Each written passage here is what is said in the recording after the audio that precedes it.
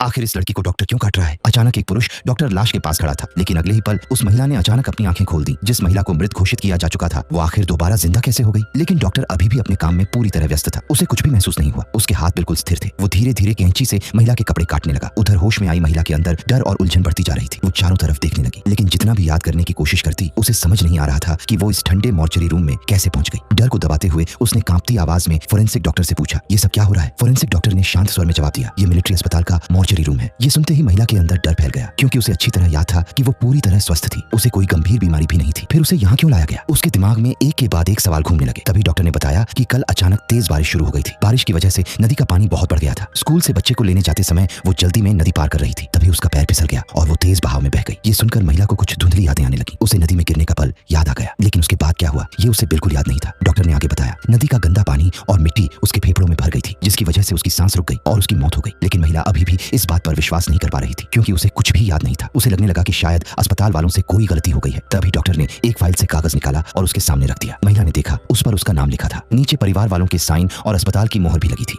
वो उसका official death certificate था। ये देखकर महिला पूरी तरह टूट गई। उसकी सारी उम्मीदें एक पल में खत्म हो गईं। लेकिन फोरेंसिक डॉक्टर अभी भी उसके जिंदा होने की बात को गंभीरता से नहीं ले रहा था। उसने कहा, मैं कई सालों से ये काम कर रहा हूँ, ऐसी अजीब घटनाएं पहले भी देख चुका हूँ। इसके बाद उसने फिर से कैंची उठाई और महिला के कपड़े काटने लगा। महिला डर के मारे बिल्कुल हिल नहीं पा रही थी, क्योंकि डॉक्टर के हाथ में मौजूद चाकू बहुत तेज था। अगर जरा सी भी गलती होती तो उसकी जान जा सकती थी। तभी पीछे रखी घड़ी से अचानक तेज अलार्म बजने लगा और कमरे की खामोशी टूट गई। असल में ये अलार्म लाश में केमिकल इंजेक्ट करने के समय का था। डॉक्टर ने कैंची नीचे रखी और ऑपरेशन टेबल की तरफ चला गया। फिर उसने एक अजीब भूरे रंग का केमिकल सिरिंज में भरना शुरू किया। सब तैयार करने के बाद वो इंजेक्शन लेकर धीरे धीरे महिला की तरफ बढ़ने लगा। अब महिला का डर अपने चरम पर पहुंच चुका था, क्योंकि वो जानती थी कि अगर ये केमिकल उसके शरीर में चला गया तो उसका शरीर हमेशा के लिए खराब हो सकता है और शायद सच में उसकी मौत भी हो जाए। डर के मारे उसकी धड़कनें तेज हो गईं, सांसें भी तेजी से चलने लगीं। डर और बेबसी ने उसे पूरी तरह घेर लिया। तो अब उस महिला के साथ आगे क्या होने वाला है, जानने के लिए नीचे प्लस बटन दबाओ और देखते हैं आगे क्या होता है।